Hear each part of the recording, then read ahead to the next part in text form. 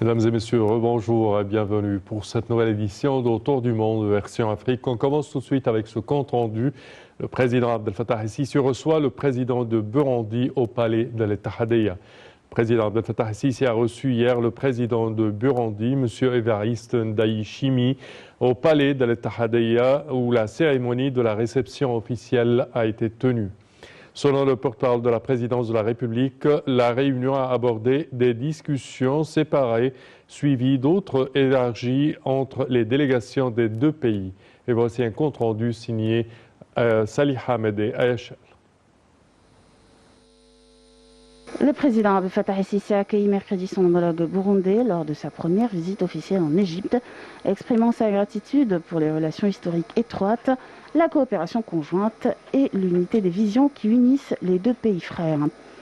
Le chef de l'État a souligné le souci de l'Égypte de renforcer les relations et de consolider la coopération stratégique avec le Burundi dans divers domaines, en particulier au niveau économique, commercial, sécuritaire et militaire, ainsi que préparer la tenue d'une commission binationale le plus tôt possible. Le président el-Sisi a également affirmé la volonté de l'Égypte de soutenir les besoins développementaux du Burundi, surtout dans les secteurs des infrastructures, de l'électricité, de la santé, des mines et de l'agriculture, en maximisant les investissements des entreprises égyptiennes spécialisées qui ont acquis une longue expérience et expertise dans ces domaines, ainsi que transférer l'expertise et le renforcement des capacités grâce aux subventions fournies par l'Égypte pour contribuer à la formation des cadres burundais. De son côté, le président burundais a exprimé la grande appréciation de son pays pour ses relations historiques longues et distinguées avec l'Égypte, soulignant la volonté de les développer dans divers domaines, notamment la coopération commerciale et économique, conformément à la profondeur et à la distinction des relations politiques entre les deux pays, ainsi que l'intérêt de son pays à maximiser l'appui technique fourni par l'Égypte pour les cadres burundais dans les domaines du renforcement des capacités. Le président burundais a également salué le rôle central joué par l'Égypte au niveau régional en termes de maintien de la paix et de la sécurité, saluant à cet égard les positions égyptiennes visant à instaurer la stabilité dans la région des Grands Lacs, en Afrique de l'Est et dans le bassin du Nil, ce qui reflète sur le grand soutien égyptien pour résoudre les questions en suspens au cours de la période précédente, y compris le soutien à l'unité et à la souveraineté du Burundi dans toutes les instances internationales et régionales. La réunion a porté également sur les discussions des derniers développements régionaux d'intérêt commun, notamment en ce qui concerne la question du barrage de la Renaissance. Les deux parties ont été convenues d'intensifier la coordination au cours de la période à venir à propos de cette question sensible et vitale. Le président el-Sisi a signalé l'importance primordiale de la question de l'eau pour le peuple égyptien en tant qu'une question de sécurité nationale. À l'issue des discussions, les deux présidents ont assisté à la signature d'un certain nombre de mémorandums d'accord entre les deux pays frères dans les domaines de la gestion intégrée des ressources en eau au Burundi et à l'exemption mutuelle des visas d'entrée pour les titulaires de passeports officiels, les médias, l'éducation, le tourisme et la culture. Et pour plus d'explications sur ce sujet, mesdames et messieurs, nous avons le plaisir d'accueillir au bout du fil Dr Raouf Ghafar, qui est analyste politique. Bonjour, Dr Raouf. Bonjour. Alors, si on parle de cette visite du président burundais et des relations étroites, je dirais, entre l'Égypte et le Burundi, on parle également au cours de cette visite de plusieurs protocoles qui ont été signés et également de plusieurs dossiers qui ont été négociés entre le président Abdel Fattah el-Sisi et le président burundais Évariste Ndayishimiye. Alors là, on parle je dirais de plusieurs dossiers qui ont été abordés au cours de cette visite. Oui, c'est justement dans la direction que le président a pris depuis quelques années son retour à l'Afrique et renforcer les relations entre l'Égypte et pratiquement tous les pays africains. Entre autres, certainement Burundi qui fait partie du bassin du Nil, ce qui lui donne encore une importance plus grande. Mais en principe, comme vous l'avez bien dit, ils ont discuté beaucoup de sujets, beaucoup de domaines, pratiquement tout, et ils se sont mis d'accord sur le commencement d'une nouvelle ère de relations entre les deux pays. Il y aura une collaboration dans beaucoup de domaines. Il y aura un transfert de technologie, d'expertise entre l'Égypte et qui va offrir son expérience, etc. Et au Burundi, on va augmenter les investissements égyptiens au Burundi et on va faciliter, justement, on s'est mis d'accord de faciliter le travail de beaucoup de sociétés et de beaucoup de boîtes égyptiennes au Burundi. Entre autres, ils ont discuté les problèmes régionaux sur le plan sécurité et paix partout en Afrique, et principalement le sujet du barrage de Renaissance, et leur point de vue sont identiques à propos de cette crise, disons, mais en principe, le président égyptien a répété ce qu'il a dit plusieurs fois, que ça c'est une affaire vitale pour l'Égypte, c'est une affaire de sécurité nationale et qu'il n'y a pas on ne va pas compromettre là-dedans et on doit justement aboutir à disons une entente qui soit légale et qui conserve les intérêts de tous les pays. Et le président du Burundi a confirmé qu'il était complètement d'accord avec ce point de vue. Mais en principe, c'était une visite avec des résultats très positifs, une visite réussie. Et il a invité notre président pour visiter le Burundi, et notre président l'a accepté. Mais je veux dire que, oui, les relations, ça marque disons, un nouveau commencement pour les relations entre les deux pays et pour les améliorer sur pratiquement tous les domaines. Parfait, Dr Aoufgafar, nous tenons à vous remercier de vos explications. Merci à vous. Je répète que vous êtes analyste politique. Merci à vous. Et nous enchaînons, chers téléspectateurs, avec cette information. L'Égypte exprime ses sincères condoléances à la République du Niger.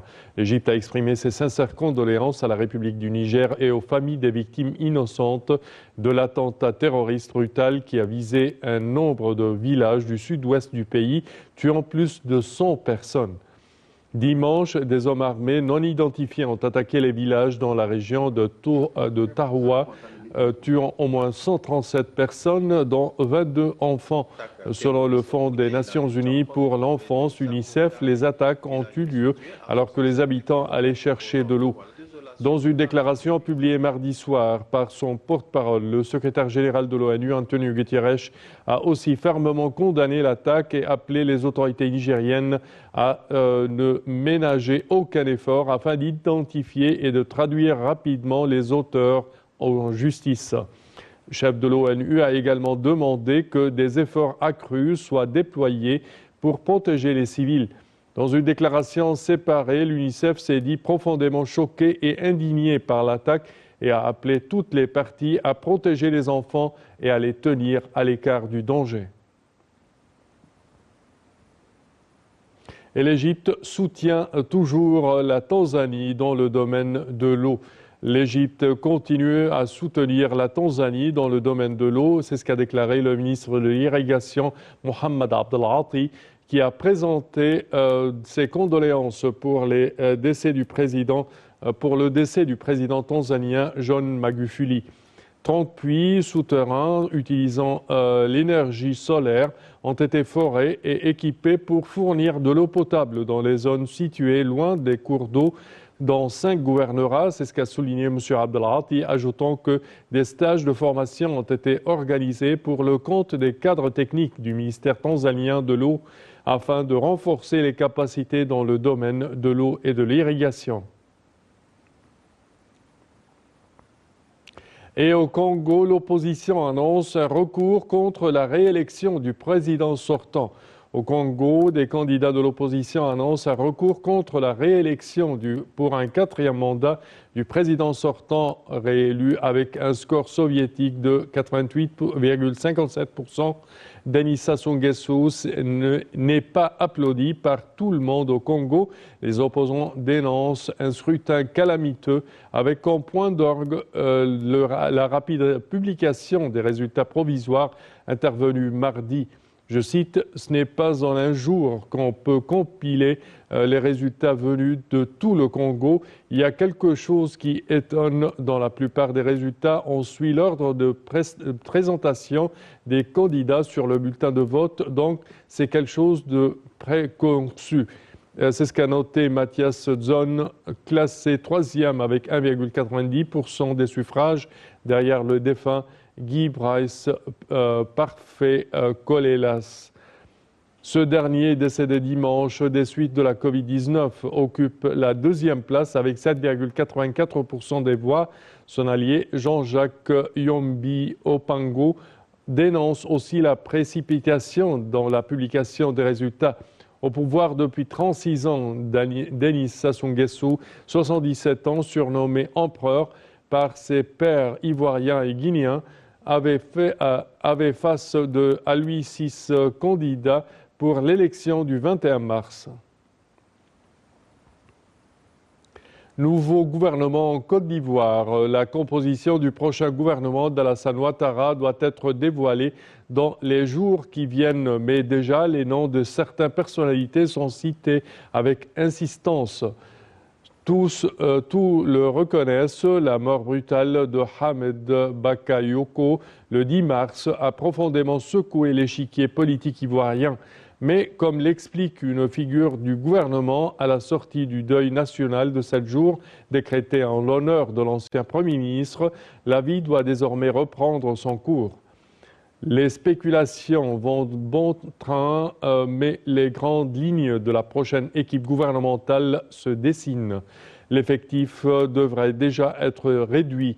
Avec 41 ministres et 6 secrétaires d'État, le gouvernement sortant est en effet l'un des plus pléthoriques que le pays ait connu ces dernières années.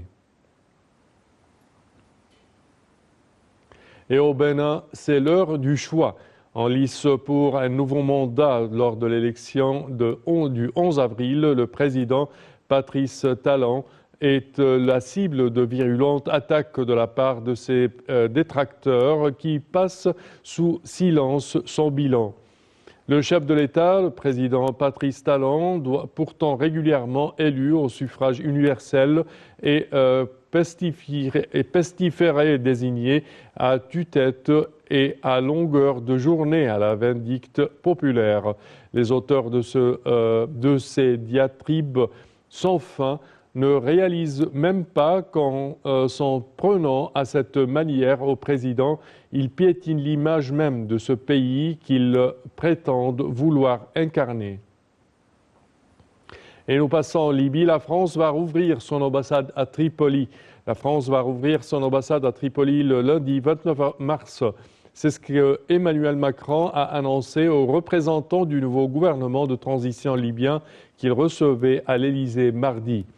Le président du Conseil présidentiel libyen, Mohamed El-Mamfi, et le vice-président Moussa Al-Kouni ont salué le soutien de Paris au processus de réconciliation et de stabilisation en cours en Libye. La France a proposé d'aider les forces libyennes à reprendre le contrôle de leurs frontières. Les forces étrangères, turques ou russes, la Libye, c'est ce qu'a souligné le président français. Paris a promis d'aider le nouveau gouvernement libyen à retrouver le contrôle de ses frontières, ce dont s'est félicité le nouveau vice-président libyen Moussa Al-Kouni.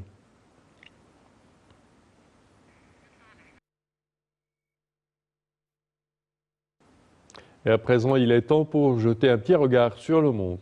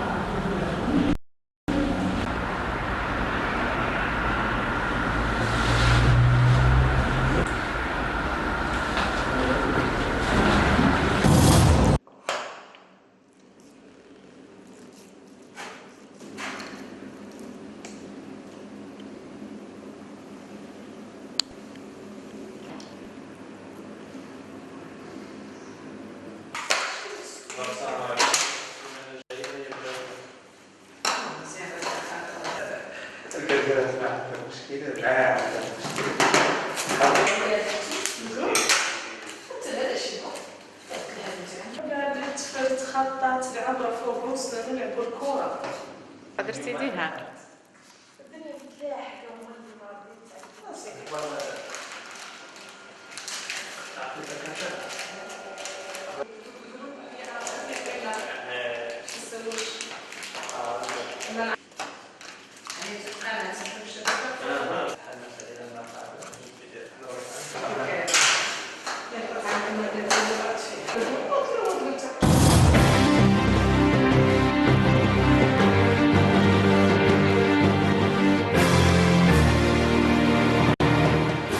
Et c'est ainsi, chers téléspectateurs, que prend fin cette édition de notre programme Autour du monde, version Afrique. Je vous remercie de votre attention et je vous donne rendez-vous la semaine prochaine à la même heure. Merci à vous.